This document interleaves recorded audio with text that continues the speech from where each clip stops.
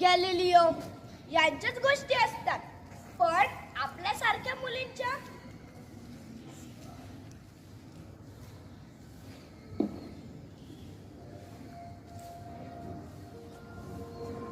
अरे वा, इथे तर तुम्ही खूप छान प्रोजेक्ट केलेला दिसतोय.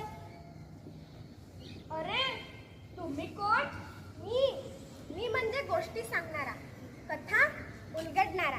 आणि आज मी तुला खूप खास गोष्ट सांगायला आलोय. मला गोष्टी तर खूप आवडतात, पण त्याचबरोबर साहस आणि विज्ञान हे पण खूप आवडतं बरं का. पण गोष्टीत मुलींचं नाव क्वचितच ऐकायला मिळते. सगळीकडे मुलगे शास्त्रज्ञ का असतात? अगदी बरोबर बोललीस तू. विज्ञानाचा इतिहास केवळ पुरुषांचाच नाही, तर अनेक थोर महिला शास्त्रज्ञांनी सुद्धा अद्भुत कार्य केलंय. त्या होत्या धाडसी, बुद्धिमान आणि विज्ञानाला नव्या वाटा दाखवणाऱ्या. खरंच मला त्यांच्या गोष्टी ऐकायच्या आहेत. त्या पण हिरो होते का? हिरोच नाही तर सुपर हिरो.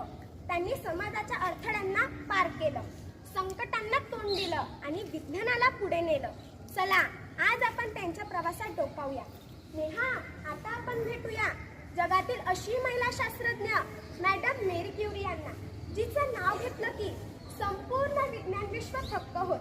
मॅडम क्युरी त्यांनी रेडियम आणि पोलोनियम हे नवे घटक शोधले. तुम्हाला ठाऊक आहे का, आज आपण ज्या एक्सरेचा वापर तपासणीसाठी करतो त्याची पायाभरणी त्याच्या संशोधनातूनच झाली.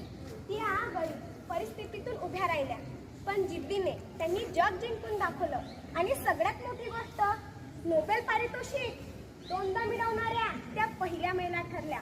चला भेटूया या अद्भुत शास्त्रज्ञाला, मॅडम मेरी क्युरी यांना.